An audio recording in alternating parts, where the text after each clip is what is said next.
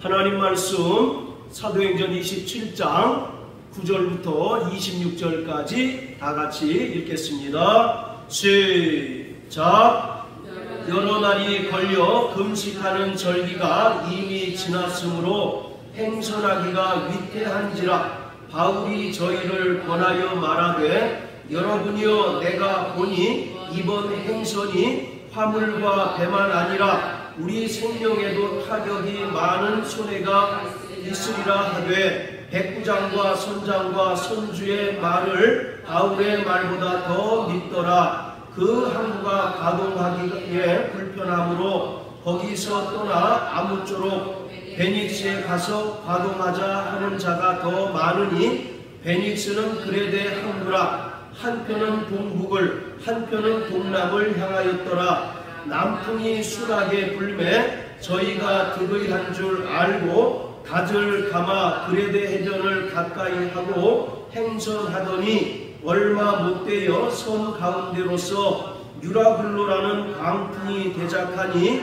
배가 밀려 바람을 맞추어 갈 수 없어 가는 대로 두고 쫓겨 가다가 가우다라는 작은 섬 아래로 지나 간신히 거물을 잡아 끌어올리고 줄을 가지고 선체를 둘러 감고 스르드스에 걸릴까 두려워 연장을 내리고 그냥 쫓겨가더니 우리가 풍랑으로 심히 애쓰다가 이튿날 사공들이 짐을 바다에 풀어버리고 사흘째 되는 날에 배의 기구를 저희 손에서 내어 버리니라. 여러 날 동안 해와 별이 보이지 아니하고 큰 풍랑이 그대로 있음에 구원의 여망이 다 없어졌더라. 여러 사람이 오래 먹지 못하였음에 바울이 그 가운데 서서 말하되 여러분이여 내 말을 듣고 그레데에서 떠나지 아니하여 이 타격과 손상을 면하였다면 좋을 뻔하였느니라. 내가 너희를 권하노니 이제는 안심하라. 너희 중 생명에는 아무 손상이 없겠고 오직 배뿐이라. 나의 속한 바 곧 나의 섬기는 하나님의 사자가 어젯밤에 내 곁에 서서 말하되 바울아 두려워 말라. 내가 가이사 앞에 서야 하겠고 또 하나님께서 너와 함께 행선하는 자를 다 내게 주셨다 하였으니 그러므로 여러분이여 안심하라. 나는 내게 말씀하신 그대로 되리라고 하나님을 믿노라. 그러나 우리가 한 섬에 걸리리라 하더라. 아멘. 사도행전 27장과 27장은 사도 바울이 배를 타고 로마로 가는 여정을 기록한 것입니다. 사도 바울이 로마로 가게 된 것은 전적으로 하나님의 뜻이었습니다. 그런데 바울이 배를 타고 로마로 가는 도중에 많은 어려움을 겪었습니다. 이처럼 바울의 로마 항해는 결코 순탄하지가 않았습니다. 사도 바울은 예수님의 예언대로 땅끝까지 이르러서 이방인과 관원들과 또 이스라엘 자손 앞에서 담대히 예수 그리스도를 증거하였습니다. 사도행전 1장 8절에서 예수님께서 승천하시면서 제자들에게 말씀하신 것처럼 사도 바울은 땅끝까지 이르러 복음을 전했습니다. 또 사도행전 23장 11절의 말씀처럼 바울아 내가 예루살렘에서 나를 증거한 것처럼 로마에 가서도 증거해야 한다 하신 그 주님의 말씀대로 지금 로마로 향하고 있는 것입니다. 이러한 사도 바울에게 많은 핍박과 고난은 숙명처럼 따라오는 것이었어요.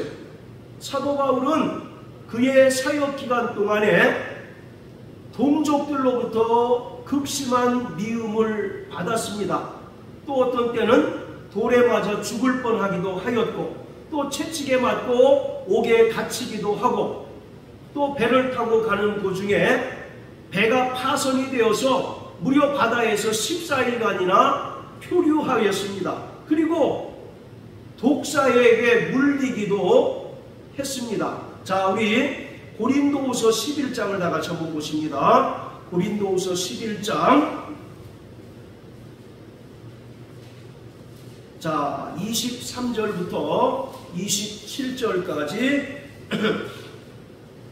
시작. 저희가 그리스도의 일꾼이냐 정신없는 말을 하거니와 나도 더욱 그러하도다. 내가 수고를 넘치도록 하고 옥에 갇히기도 더 많이 하고 매도 수없이 맞고 여러 번 죽을 뻔하였으나 유대인들에게 40에 하나 감한 매를 5번 맞았으며 3번 태장으로 맞고 1번 돌로 맞고 3번 파손하는데 일주야를 기품에서 지냈으며 여러 번 여행에 강의 위험과 강도의 위험과 동족의 위험과 이방인의 위험과 시내의 위험과 광야의 위험과 바다의 위험과 거짓 형제 중에 위험을 당하고 또 수고하며 애쓰고 여러 번 자지 못하고 줄이며 목마르고 여러 번 굶고 춥고 헐벗었노라. 자, 이처럼 바울은 복음을 전하는 동안 핍박을 당하고 또 고난을 당하는 것이 그의 일상생활인 것처럼 수없이 많은 고난을 당하였습니다. 바울에게 있어서 이러한 핍박과 고난은 복음의 증인으로서 당연한 것이었습니다. 이처럼 수없이 많은 핍박과 고난을 받았음에도 불구하고 바울은 끝까지 예수 그리스도의 증인된 삶을 살았는데, 이것은 사도 바울이 사도행전 9장에 기록한 것처럼 다메섹 도상에서 부활하신 주님을 만난 후 주님으로부터 받은 거룩한 사명인 것입니다. 결국 사도 바울의 그 일생은 주님으로부터 다메섹 도상에서 받은 그 사명을 감당하는 것이었는데, 그 사명을 감당하는 곳에 바로 많은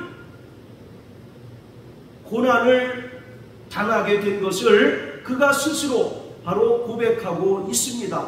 그래서 바로 사도행전 28장의 끝에는 결국 바울이 로마에 입성해서 그곳에서 하나님의 나라를 담대히 증거하는 것으로 이제 끝맺음을 하고 있습니다. 자, 이러한 사도 바울의 로마 항해는 단순한 항해가 아니라 하나님의 구원의 섭리에 있어서 결정적인 전환을 우리에게 보여주는 사건인 것입니다. 다시 말씀드리면 바로 새로운 출애굽의 역사가 바로 이방인들에게 분명하게 증거되는 놀라운 일이라는 사실을 우리에게 알려주고 있습니다. 구약의 이스라엘 백성들은 애국왕 바로에게 430년 동안 노예 생활을 했습니다. 그런데 하나님께서 은혜를 베푸셔서 유월절 사건을 시작으로 해서 이스라엘 백성들을 애굽에서 탈출하게 하셨어요. 그리고 홍해를 건너게 하시고 광야에서 하나님께서 모세를 통해서 이스라엘 백성들에게 율법을 주심으로써 이스라엘을 하나님의 언약 백성이 되게 해주셨습니다. 이것이 구약에 기록된 출애굽의 역사입니다. 계속해서 말씀드리지만 구약 성경에서 가장 중요한 사건은 바로 출애굽 사건입니다. 창세기 1장에 기록된 하나님의 천지창조도 대단히 중요한 일이고, 또 그 이후에 기록된 모든 일들이 하나도 빠짐없이 대단히 중요한 일이지만, 구약의 출애굽 사건이야말로 하나님께서 그리스도 예수 안에서 창세전에 작정하신 인간을 구원하시고자 하시는 하나님의 구원 계획과 구원 섭리를 알파에서 오메가까지 처음부터 끝까지 보여주는 역사적인 사건이기 때문에 구약의 출애굽 사건이 구약에 기록된 많은 사건 중에서 가장 중요한 사건입니다. 그뿐만 아니라 구약의 출애굽 사건은 구원받은 성도들의 구원의 여정을 우리에게 분명하게 설명해주고 있습니다. 유월절 사건을 통해서 이스라엘 백성들이 애굽을 탈출합니다. 그리고 홍해를 건넌 것은 우리가 하나님 아버지께로부터 칭의의 구원을 받은 것을 설명해주고 있는 것입니다.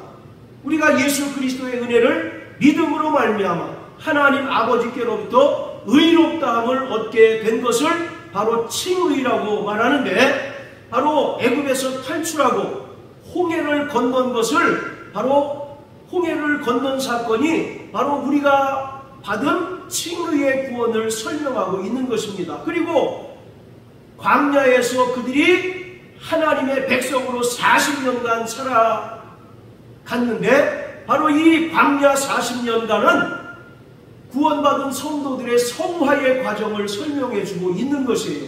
그리고 드디어 그들이 요단강을 건너서 하나님께서 약속하신 그 가나안 땅을 들어가고 또 그 지파의 수요대로 땅을 분배받게 된 것은 우리가 얻게 될 최종적인 영화의 구원을 설명해주고 있는 것입니다. 이처럼 구약의 출애굽 사건은 창세전에 작정하신 하나님의 구원 계획을 처음부터 끝까지 우리에게 보여주는 중요한 사건일 뿐만 아니라 구원받은 성도들의 칭의의 구원과 성화의 구원, 그리고 최종적인 영화의 구원의 그 과정을 보여주는 것이기 때문에 구약 성경에서 대단히 가장 중요한 사건이 바로 출애굽 사건입니다. 심지어 예수님께서도 이 땅에 새로운 출애굽을 완성하기 위하여 오셨습니다. 누가복음 9장 31절에 보면 예수님께서 베드로, 야고보, 요한 이 세 명의 제자를 데리시고 높은 산에 올라가셨어요. 그리고 제자들 앞에서 예수님께서 변형된 모습을 보이셨습니다. 그뿐만 아니라 영광 중에 모세와 엘리야가 나타나서 예수님과 대화를 나누는데, 모세와 엘리야가 뭐라고 얘기합니까? 장차 예수님께서 예루살렘에서 별세하실 것을 말씀하였다라고 기록합니다. 바로 여기서 별세라고 하는 말은 엑소더스입니다. 구약의 출애굽을 정확하게 설명하고 있는 말이에요. 그렇기 때문에 예수님은 이 땅에 새로운 출애굽을 완성하러 오신 분이십니다. 예수님께서 예루살렘에 들어가셔서 십자가에 달려 죽으시고 또 부활하심으로써 새로운 출애굽을 완성하셨는데, 예수님의 십자가 죽음과 부활을 통하여 우리는 죄와 사망의 권세로부터 완벽하게 자유함을 얻고 해방되었습니다. 할렐루야. 네. 자, 그리고 예수님께서 공생의 기간 동안에 배를 타고 제자들과 함께 갈릴리 바다를 가셨어요. 그런데 예수님께서 고물을 메고 주무실 때 큰 바람이 불어서 광풍이 일었습니다. 그러자 제자들이 고물에서 주무시는 그 예수님을 깨우고 우리가 죽게 되었는데 왜 돌아보지 않습니까? 라고 이와 같이 말하자 예수님께서 바람을 명하시니 즉시로 바람과 파도가 잔잔해졌다라고 말씀합니다. 또 요한복음 6장에 보면 예수님께서 들에서 오병이어의 이적을 행하신 이후에 배를 타고 갈릴리 바다를 가시다가 물 위로 걸어가신 사건이 기록되어 있습니다. 이것은 정확하게 모세의 홍해 사건을 연상케 하는 것입니다. 그래서 예수님께서 새로운 모세로 이 땅에 오셨고 또 진정한 구원자이심을 분명하게 보여주는 표적인 것이에요. 이런 측면에서 바로 바울의 로마 항해는 단순한 항해가 아니라 예수님께서 이루신 새로운 출애굽의 이방 지역으로의 확장입니다. 지중해를 넘어서 당시 세계의 중심인 로마에 이르러 예수님께서 완성하신 새로운 출애굽의 은혜의 자리에 이방인들을 초청하는 바로 하나님의 놀라운 역사였던 것입니다. 사도 바울이 배를 타고 로마로 갈 때 지중해를 통해서 갔습니다. 당시의 지중해의 그 패권은 로마가 쥐고 있었습니다. 1세기의 사람들 가운데 이제 회자되는 속담 비슷한 것이 있는데, 지중해를 장악하는 사람이 세계를 제패한다는 말이 있습니다. 그 정도로 당시의 세계의 패권 국가는 바로 로마였고, 이 로마는 지중해를 장악을 했습니다. 역사 이래로 보면 바다를 장악한 나라가 세계를 장악을 합니다. 지금은 지중해 시대가 아니라 태평양 시대죠. 미국과 중국이 지금 싸우는 이유가 뭐예요? 태평양을 누가 먼저 선점하느냐, 장악하느냐, 그 싸움을 지금 하고 있는 것이거든요. 1세기에는 지중해를 장악한 국가가 세계의 패권 국가였던 것처럼 지금은 태평양을 장악하고 또 점령하는 국가가 세계의 패권 국가인 것입니다. 그래서 당시에 로마의 황제들을 부르는 명칭이 있었는데, 땅과 바다와 민족의 지배자라는 그런 호칭으로 불렀어요. 그만큼 이 바다라고 하는 것이 대단히 중요합니다. 자, 중요한 것은요, 바로 이 사도행전은 누가가 기록했습니다. 누가는 누가복음과 사도행전을 기록했는데, 이 누가복음과 사도행전에 그 공통점이 있어요. 그 공통점이 뭐냐면 철저히 출애굽의 그 전개 과정대로 기록되었다는 것입니다. 출애굽의 여정대로 바로 누가는 누가복음과 사도행전을 기록하였어요. 특히 사도행전 27장, 27장과 28장은 새로운 출애굽의 연장선상에서 우리가 이 말씀을 이해하고 해석해야 하는 것입니다. 성경에서 이 바다라고 하는 것은 혼돈, 그리고 악, 그리고 하나님을 대적하는 세력들을 상징하는 것이었습니다.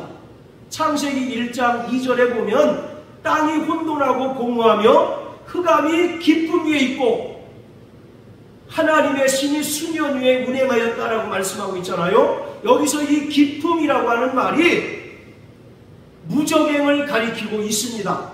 깊은 바다의 시면으로서 밑이 없는 동굴을 의미하는 무저갱을 나타내고 있어요.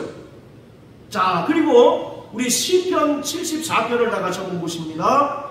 구약성경 시편 74편.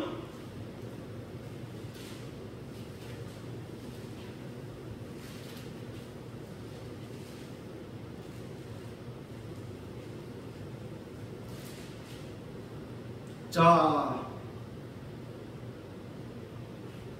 13절, 14절 같이 읽겠습니다. 12절부터 읽겠습니다. 시작. 하나님은 예로부터 나의 왕이시라. 인간의 구원을 베푸셨나이다. 주께서 주의 능력으로 바다를 나누시고 물 가운데 용들의 머리를 깨뜨리셨으며 악어의 머리를 파쇄하시고 그것을 사막에 거하는 자에게 식물로 주셨으며. 자, 이것은 시편 기자가 무엇을 염두에 두고 쓴 시일까요? 정확하게 구약의 출애굽 사건을 생각하면서 쓴 시입니다. 자, 보세요. 하나님은 예로부터 나의 왕이시고 인간에게 구원을 베푸셨다라고 말합니다. 애굽에서 430년 동안 노예 생활하는 이스라엘을 하나님께서 6월절 사건을 통해서 출애굽하게 하신 것을 말하고 있어요. 자, 그리고 13절, 14절을 보면 13절, 14절은 바로 홍해를 건넌 사건을 말하고 있습니다. 주께서 주의 능력으로 뭘 나누셨어요? 바다를 나누시고 물 가운데 용들의 머리를 깨뜨리셨다라고 말합니다. 여기서 용은 구체적으로 누굴 얘기를 하겠습니까? 애국왕 바로를 말하고 있죠. 이스라엘 백성들이 하나님께서 홍해를 가르셨을 때 무사히 홍해를 건넜습니다. 그런데 뒤따라오던 애굽의 군사들은 물속에 다 수장돼 버리고 말았습니다. 그 사건을 말하고 있는 거예요. 그래서 용들의 머리를 깨뜨리셨고 또 14절에 보면 악어의 머리를 파쇄하셨다라고 말씀하고 있어요. 이것은 애굽왕 바로를 심판하신 것을 말하고 있습니다. 그리고 여기서 이 의미를 확대하면 용과 악어는 영적으로 보면 누굴 얘기를 하겠습니까? 세상 임금인 마귀를 말하고 있어요. 그러니까 이스라엘 백성들이 애굽에서 출애굽하고 또 홍해를 건넌 것은 단순한 놀라운 이적이 아니라 하나님께서 그 사건을 통해서 사단과 마귀를 멸하시고 마귀의 종노릇하는 인간들을 구원해 주신 것을 보여주고 있는 내용입니다. 요한일서 3장 8절에 죄를 짓는 자는 마귀에게 속하나니 마귀는 처음부터 범죄함이니라. 하나님의 아들이 나타나신 것은 마귀의 일을 멸하려 하신다라고 말씀한 것처럼 애굽왕 바로에게 430년 동안 노예 생활하는 이스라엘 백성들을 하나님께서 출애굽하게 하시고 또 홍해를 건너게 하심으로써 마귀를 심판하시고 마귀 아래서 애굽왕 바로에게서 종노릇하는 이스라엘을 구원하셔서 하나님의 백성으로 삼으셨어요. 이것이 바로 옛 출애굽입니다. 그것을 지금 시편 기자는 이렇게 아름다운 시를 통해서 설명하고 있는 것입니다. 자, 또 이사야 27장을 다 같이 한번 보십니다. 이사야서 27장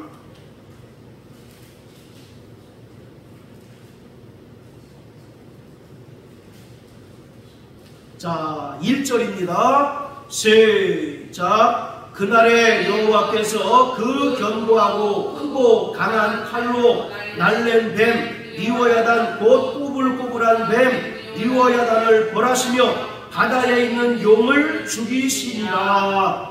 이건 역시도 출애굽 사건을 보여주고 있는 것입니다.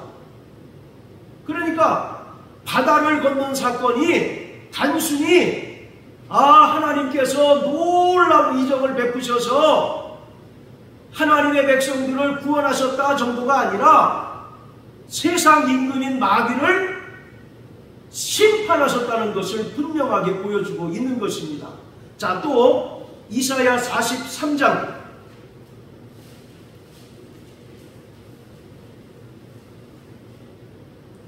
자 19절 자 14절부터 21절까지 우리 김 집사님 한번 읽어주십시오. 이사야서 43장 14절부터 21절까지 너희 구속자여 이스라엘의 거룩한 자 여호와가 말하노라. 너희를 위하여 내가 바빌론에 보내어 모든 갈대아 사람으로 자기들의 연락하던 배를 타고 도망하여 내려가게 하리라.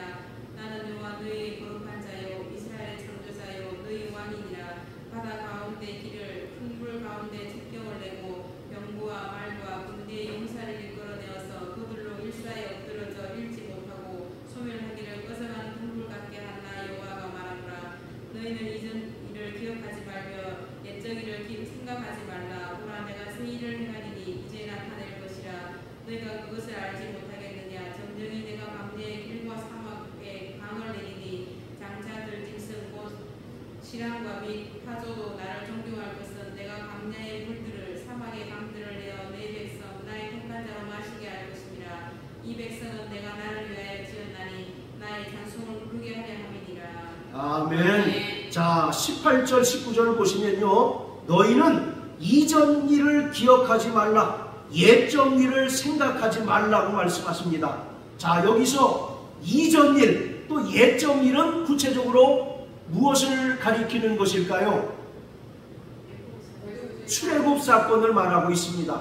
지금 이사야서 43장 14절부터 21절에서 하나님께서 새 일을 행하신다라고 말씀하고 있는데, 여기서 말하는 새 일은 이스라엘이 BC 586년에 갈대아 사람 바벨론에 의하여 멸망당했습니다. 그리고 예루살렘 성전도 돌 위에 돌 하나도 남지 않을 만큼 완전히 무너져 버렸고, 그뿐만 아니라 이스라엘 백성들이 바벨론으로 70년간 포로 생활했습니다. 그런데 하나님께서 하나님의 때가 되자 하나님께서 이스라엘에게 은혜를 베푸셔서 이제 이스라엘로 다시 돌아가게 하셨어요. 그것을 지금 말하고 있는 거예요. 여기서 말하는 세일이라고 하는 것은 바벨론 포로 생활했던 이스라엘이 하나님의 은혜로 말미암아 다시 예루살렘으로 돌아가서 스룹바벨을 통해서 성전을 짓게 되는 일을 말하고 있습니다. 그런데 그 앞에 보면 이전 일을 기억지 말고 옛적 일을 생각하지 말라. 보라, 그러면서 새 일을 행한다라고 말씀합니다. 그러니까 바벨론 포로에서 풀려나 예루살렘으로 돌아가는 그 사건을 모세가 일으킨 옛 출애굽과 비교하고 있는 거예요. 그래서 더 이상 하나님은 옛날에만 구원을 베푸신 하나님이 아니라 너희에게 지금 당장 새로운 출애굽을 베푸는 하나님이시다라고 하는 사실을 이스라엘 백성들에게 설명하고 있습니다. 자, 이처럼 성경은요, 출애굽의 역사를 우리에게 분명하게 보여주고 있습니다. 요한계시록도 출애굽 사건을 기록하고 있어요. 자, 우리 요한계시록 15장 한번 다 같이 보십니다.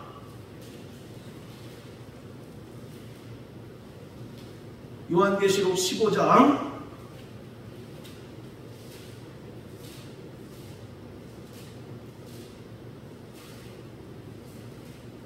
자, 2절부터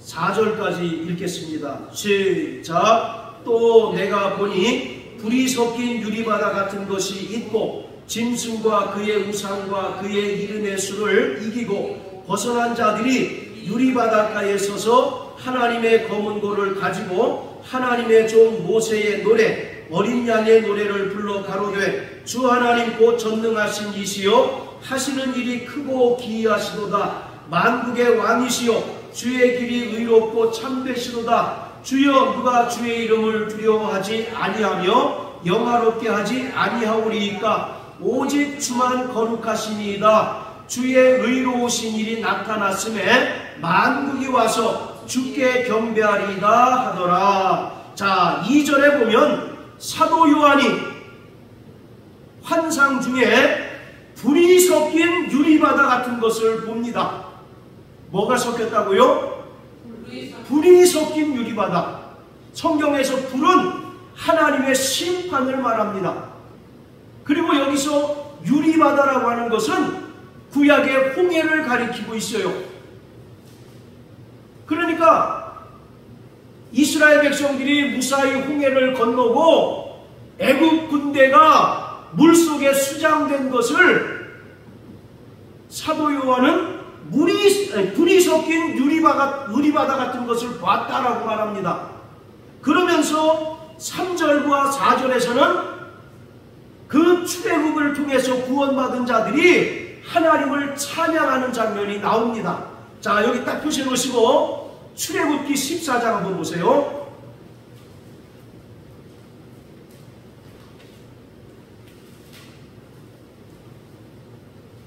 자, 출애굽기 14장. 자, 이 출애굽기 14장의 내용은 말씀드린 것처럼 이스라엘 백성들이 무사히 홍해를 건넜습니다. 그리고 뒤쫓아오던 애국 군대가 완전히 물속에 수장되고 몰사하는 장면을 기록하고 있습니다. 자, 그리고 15장은 어떤 이야기가 나옵니까? 모세가 홍해에서 자신들을 구원해 주신 하나님을 찬양하는 그 노래가 기록되어 있는 것이 바로 출애굽기 15장이에요. 그런데 요한계시록 15장 2절부터 4절의 내용도 동일하게 그렇게 순서가 기록되어 있습니다.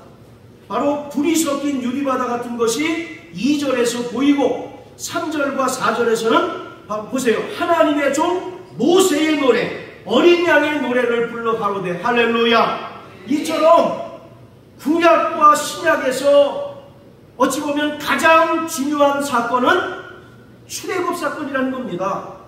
그리고 예수님께서는 이 땅에 새로운 출애굽을 이루기 위하여 오셨어요. 모세는 신명기 18장 15절을 통해서 하나님께서 나와 같은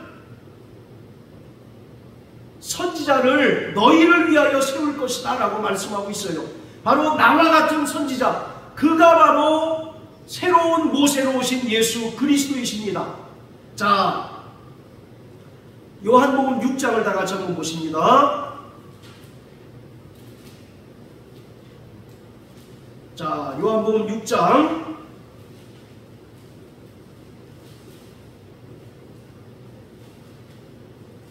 1절부터 15절까지는 예수님께서 오병이어의 표적을 행하신 내용을 기록하고 있습니다. 자, 14절 15절 한번 읽겠습니다. 시작. 그 사람들이 예수의 행하신 이 표적을 보고 말하되 이는 참으로 세상에 오실 그 선지자라 하더라. 그러므로 예수께서 저희와 와서 자기를 억지로 잡아 임금 삼으려는 줄을 아시고 다시 혼자 산으로 떠나가시니라. 자, 사람들이 오병이어의 표적을 보고 누구를 떠올린 겁니까?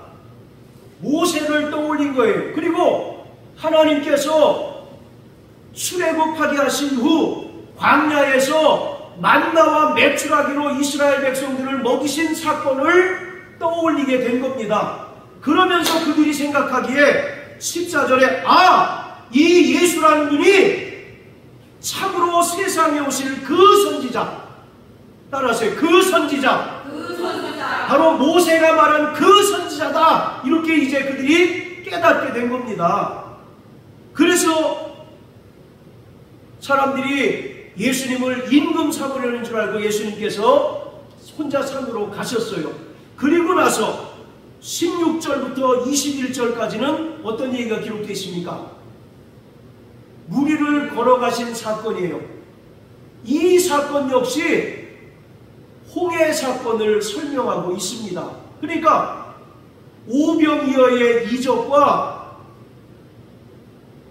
예수님께서 갈릴리 바다를 걸어가신 사건은 정확하게 출애굽 사건을 보여주고 있습니다. 오병이어의 이적은 하나님께서 광야에서 이스라엘 백성들을 만나와 메추라기로 배부르게 먹게 하신 사건을 떠올리는 것이고요. 지금 예수님께서 갈릴리 바다를 걸어가신 사건은 홍해 바다를 가르시고 이스라엘 백성들을 무사히 구원하시고 뒤쫓아오던 애굽의 군사들을 물속에 수장시킨 그런 사건을 정확하게 우리에게 보여주고 있습니다. 자, 따라서 예수님은 새로운 출애굽을 완성하러 오신 분이시다. 네, 바로 구약의 모세가 이룬 그 옛 출애굽은 예수님께서 이 땅에 오셔서 십자가에 달려 죽으시고 부활하심으로써 성취하실 새로운 출애굽에 대한 하나의 예표고 모형과 바로 그림자라는 것입니다. 할렐루야. 아멘. 그리고 더 중요한 것은 바울이 배를 타고 로마로 항해하는 그 과정은 바로 예수님께서 이루신 그 새로운 출애굽이 이제 이방인들에게도 이제 알려지게 하는 역사적인 순간이에요. 보통 출애굽 그러면 유대인들은 다 알아듣지만 이방인들은 출애굽 사건을 모르지 않습니까? 이것을 직접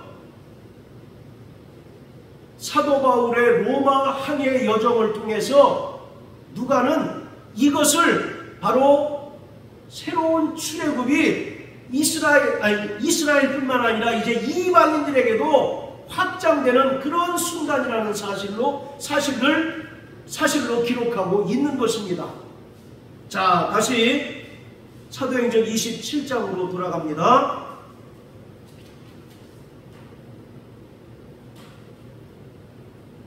자, 24절, 25절 우리 같이 한번 읽겠습니다. 시작. 바울아, 두려워 말라. 내가 가이사 앞에 서야 하겠고 또 하나님께서 너와 함께 행선하는 자를 다 내게 주셨다 하였으니 그러므로 여러분이여 안심하라. 나는 내게 말씀하신 그대로 되리라고 하나님을 믿노라. 자, 우리 사모님 출애굽기 14장 13절 14절 찾아서 읽어주세요. 나머지 분들은 다 들으십시오.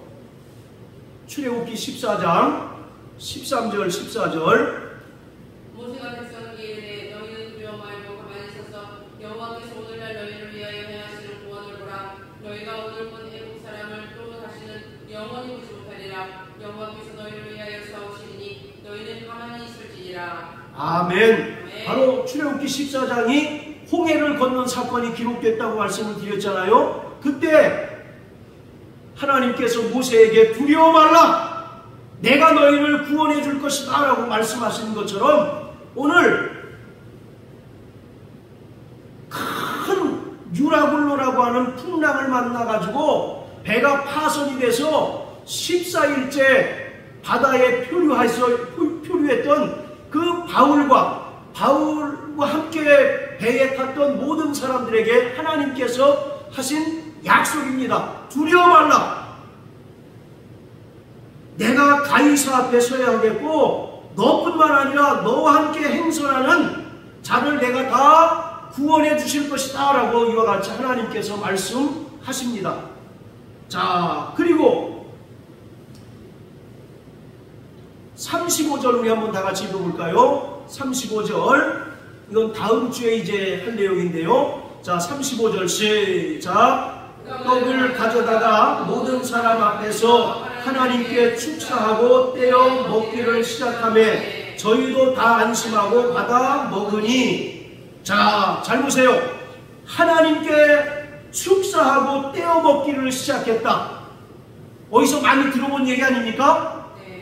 어디서 들어봤습니까? 오병이어의 이적 그리고 칠병이어의 이적 때 똑같이 기록했습니다. 예수님께서 하나님께 축사하시고 사람들에게 떼어주셨다라고 말씀하고 있어요. 아까 말씀드렸죠. 오병이어의 표적은 바로 새로운 출애굽을 완성하러 오신 분이라는 사실을 보여주는 사건이라고 말씀드렸던 것처럼 지금 누가도 예수님의 그 모습이 그대로 바울에게서 재현되도록 성경을 기록하고 있습니다. 그러니까 이 바울의 로마 항해가 단순한 항해가 아니라는 겁니다. 물론 바울이 죄인의 몸으로 끌려갔지만 그것이 하나님의 놀라운 역사였다는 것입니다. 어떤 역사요? 바로 모든 이방인들을 이루신 새 출애굽의 은혜로 초청하는 놀라운 하나님의 역사였다는 거예요. 그래서 그 단어마다 바로 출애굽과 관련된 그런 단어들이 27장에 대단히 많이 등장을 하고 있습니다. 오늘 이처럼 예수님은 이 땅에 새로운 출애굽을 완성하러 오신 분이십니다. 할렐루야. 그리고 그 약속대로 예루살렘에 가셔서 십자가에 달려 죽으시고 부활하심으로써 새로운 출애굽을 완성해 주셨어요. 예수님의 십자가 죽음과 부활로 말미암아 세상 임금인 마귀가 심판을 받았고 마귀의 사망 권세가 깨뜨려졌습니다. 그뿐만 아니라 마귀 아래 매여 죽기를 두려워하는 죄의 종로로 타는 인간들을 구원해 주셨습니다. 할렐루야. 그것이 바로 그것을 나타내 주는 사건이 구약의 출애굽 사건입니다. 그것을 예수님께서 이 땅에 오셔서 완성해 주셨고, 또 예수님께서 이루신 이 출애굽의 역사를 이제 바울을 통해서 하나님께서는 이방 사람들에게, 당시의 세계의 중심인 로마로 가서 바울을 통하여 예수님께서 이루신 새 출애굽의 은혜를 알리고 전파하도록 역사해 주신 것입니다. 구원받은 성도들은 새 출애굽의 여정을 살아가는 자들입니다. 서두에 말씀드린 것처럼 바로 이 출애굽의 전 과정은 구원받은 성도들의 구원의 여정입니다. 할렐루야. 바로 우리는 예수님의 은혜를 믿음으로 말미암아 하나님 아버지께로부터 칭의의 구원을 받았어요. 나 따라하세요. 칭의. 바로 칭의라는 게 뭡니까? 의롭다함을 얻었다는 것 아니겠어요? 이로 인하여 우리의 신분이 변화되었습니다. 과거에는 우리가 마귀에게 속하여 본질상 진노의 자녀며 또 죽기를 두려워하는 자들이었으나 이제 의롭다 선언을 받은 다음부터 우리의 영적인 신분은 하나님의 자녀가 되었고, 또 하나님의 나라를 상속받을 거룩한 후사가 되었고, 또 천국 백성이 되었습니다. 할렐루야. 아멘. 자, 이처럼 칭의의 구원을 받은 사람은 이제 성화의 과정을 살아가야 하는 것입니다. 성화의 과정은 한마디로 우리가 철저히 천국 백성이 되는 과정입니다. 출애굽한 이스라엘 백성들이요, 가나안 땅으로 막바로 가게 되면 한 달이 채 안 걸린다고 합니다. 성지순례를 갔다 오신 분들에 의하면 한 달이면 충분히 가나안 땅에 입성하고도 남는데요. 그런데 이스라엘 백성들이 광야에서 얼마 동안 있었습니까? 40년 동안 있었잖아요. 이 40이라는 숫자는 연단을 나타냅니다. 고난의 숫자예요. 그래서 예수님께서 며칠간 금식하셨습니까? 40일간. 모세도 시내산에서 40일간 금식하셨잖아요. 이처럼 이 40이라는 숫자는 철저히 연단을 나타내는 숫자입니다. 그래서 이스라엘 백성들이 광야 40년 동안 철저히 하나님의 백성으로서 연단된 것입니다. 그런데 출애굽 1세대 중에는 오직 여호수아와 갈렙 외에는 가나안 땅에 들어가지 못했지 않습니까? 왜? 그들은 끊임없이 광야에서 하나님은 원망하고 불평하고 대적했기에 결국 그들은 하나님의 약속의 땅에 들어가 보지 못하고 결국 광야에서 죽임을 당했고, 광야에서 새롭게 태어난 출애굽 2세대들만 급하게 돌로 할례를 받게 한 후에 요단강을 건너서 가나안 땅에 들어가게 했습니다. 그렇기 때문에 우리는 이 성화의 과정을 철저하게 잘 살아내야 하는 것입니다. 할렐루야. 바로 이 성화의 과정에 온전히 하나님의 말씀대로 순종하지 못한다면 우리 역시 출애굽 1세대들과 같이 하나님의 약속의 땅에 들어가 보지 못하고 광야에서 멸망을 당할 수밖에 없다는 사실을 우리는 분명히 알아야 합니다. 자, 우리 히브리서 4장을 다 같이 한번 보세요. 히브리서 4장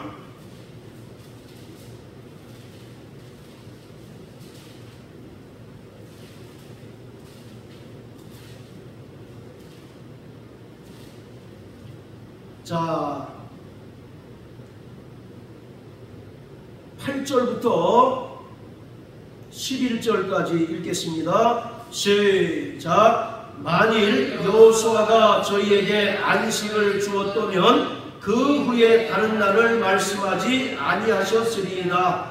그런즉 안식할 때가 하나님의 백성에게 남아 있도다. 이미 그의 안식에 들어간 자는 하나님이 자기 일을 쉬심과 같이 자기 일을 쉬느니라. 그러므로 우리가 저 안식에 들어가기를 힘쓸지니 이는 누구든지 저 순종치 못하는 본에 빠지지 않게 하려 함이라. 자, 8절에 보면 여호수아가 저희에게 안식을 주었다면 그 후에 다른 날을 말씀하지 아니하셨을 것이다 라고 말합니다.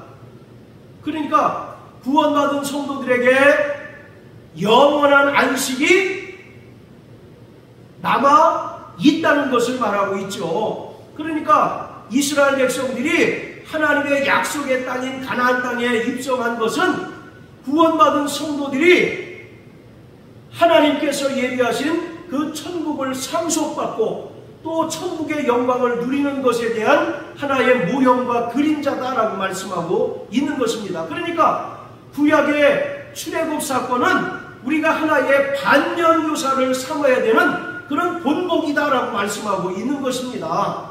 그렇기 때문에 자 11절에 뭐라고 얘기합니까? 우리가 저 안식에 들어가기를 힘쓸지니, 자 따라하세요. 나 영혼아 영원한 안식에 들어가기를 힘쓰는 자가 되자. 할렐루야. 자, 그렇다면 영원한 안식에 들어가기를 힘쓰기 위해서는 어떻게 해야 합니까? 그 뒤에 나오죠. 저 순종치 아니하는 본에 빠지지 않아야 한다라고 말합니다. 여기서 말하는 저 순종치 아니하는 본이라고 하는 것은 구체적으로 누굴 가리킵니까? 출애굽 1세대들을 말하죠. 그들이 430년 동안 바로에게서 노예 생활하다가 하나님의 은혜로 출애굽했습니다. 그리고 또 하나님의 역사로 홍해를 건넜어요. 그리고 광야에서 하나님의 언약 백성이라고 하는 그 영광을 얻게 됐습니다. 그런데 출애굽 1세대들은 광야 때부터 끊임없이 하나님 말씀을 불순종하고 또 하나님 말씀을 대적하고 또 하나님께 원망하고 불평했습니다. 민수기 16장을 보면 고라 자손들이 모세와 아론을 대적하지 않습니까? 왜 너희만 우리의 인도자가 되느냐? 왜 아론 너만 대제사장이 되느냐? 우리도 얼마든지 지도자가 되고 대제사장이 될 수 있다라고 이와 같이 모세와 아론을 대적합니다. 모세와 아론을 대적한다는 것은 누구를 대적하는 겁니까? 결국 그들을 세우신 하나님을 대적하는 것 아니겠습니까? 그들의 결말이 어떻게 됐습니까? 땅이 지진이 나서 그들을 다 삼켜버리고 말았습니다. 그처럼 저 순종치 아니하는 본에 빠지지 않도록 주의하라고 말씀하고 있습니다. 비록 우리가 예수님의 은혜를 믿음으로 말미암아 구원받았다 할지라도 온전히 성화의 삶을 살아내지 못한다면 영원한 안식에 들어갈 수 없다는 것을 분명하게 말씀하고 있습니다. 그러므로 구약에서뿐만 아니라 신약 성경에서도 가장 중요한 사건이 바로 출애굽 사건입니다. 예수님은 출애굽을 완성하러 오신 분이셔요. 할렐루야. 그리고 구원받은 저와 여러분들은 이제 출애굽의 그 광야 여정을 살아가고 있는 것입니다. 자, 우리 마지막 베드로전서 1장 한번 읽으시고 이제 마치겠습니다. 베드로전서 1장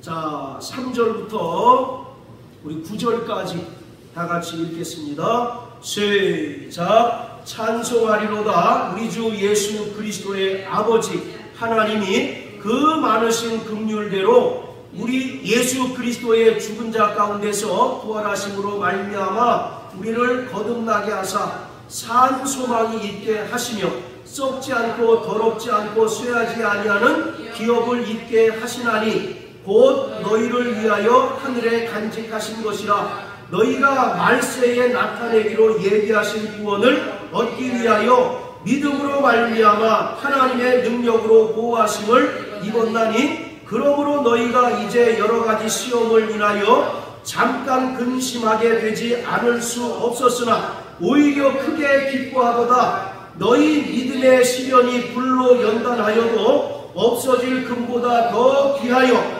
예수 그리스도에 나타내실 때에 칭찬과 영광과 존귀를 얻게 하려 함이라. 예수를 너희가 보지 못하였으나 사랑하는도다. 이제도 보지 못하나 믿고 말할 수 없는 영광스러운 즐거움을 기뻐하나니 믿음의 결국 곧 영혼의 구원을 받음이라. 할렐루야. 자, 3절을 보세요. 예수 그리스도의 죽은 자 가운데서 부활하심으로 말미암아 우리를 거듭나게 하사. 이게 칭의의 구원입니다. 우리가 성령으로 거듭나는 것, 그것이 바로 칭의의 구원입니다. 이 칭의의 구원을 통해서 우리의 영적인 신분이 변화되었습니다. 자, 그리고 5절 보세요. 너희가 말세에 나타내기로 예비하신 구원을 얻기 위하여. 말세에 나타나기로 예비하신 구원은 뭡니까? 이것이 바로 영화의 구원이에요. 자, 따라하세요. 영화의 구원. 우리가 이 썩을 몸을 벗어버리고 신령한 몸으로 변화받아서 하나님께서 믿는 자들을 위하여 예비하신 아버지의 집에, 천국에 들어가는 것입니다. 그때는 언제 이루어지느냐? 바로 예수님께서 영광 중에 다시 오실 때 이루어지는 거예요. 그래서 바로 칭의의 구원과 영화의 구원을 말하고 있습니다. 그 중간이 바로 성화의 구원인데, 이 성화의 구원에는요, 자, 6절과 7절 말씀처럼 극심한 환난과 연단과 고난이 있다라고 말씀하고 있어요. 7절에 보면 너희 믿음의 시련이 불로 연단하여도 없어질 금보다 더 귀하여. 아까 이 40이라는 숫자가 연단을 나타낸다고 말씀드렸죠. 이스라엘 백성들이 광야에서 40년 동안 철저히 하나님 백성으로 연단된 겁니다. 마찬가지로 구원받은 성도들인 저와 여러분들에게 이 세상이 바로 광야입니다. 할렐루야. 이 세상이 광야예요. 광야는 먹을 것, 입을 것, 마실 것이 전혀 없습니다. 그러나 하나님을 만나야 하는 곳이 바로 광야입니다. 또 하나님의 말씀을 받는 곳이 바로 광야예요. 이처럼 우리는 철저히 구원받은 이후에 성화의 삶을 살아가는 동안 여러 가지 어려움을 당하게 되어 있습니다. 그 모든 것들을 끝까지 견디고 인내하고 또 극복해내는 자가 말세에 나타내기로 예비하신 그 구원을 얻을 수 있다라고 말씀하고 있습니다. 자, 다시 한번 따라하십니다. 나 영혼아, 저 영원한 안식에 들어가기를 힘쓰자. 할렐루야. 그러면 어떻게 된다고요? 저 순종치 아니하는 자들의 본에 빠지지 않아야 한다라고 말씀합니다. 세상 바라보다가는 우리 믿음을 우리가 믿음에서 실족할 수밖에 없습니다. 또 믿음이 파손할 수밖에 없어요. 그래서 오직 우리는 믿음의 주요 또 온전케 하신 예수를 바라보고 또 피 흘리기까지 죄와 싸우며 오직 성령 하나님의 도우심으로 말미암아 이 성화의 삶을 온전히 살아내야 합니다. 승리하는 자 되시길 주의 이름으로 축복합니다. 할렐루야.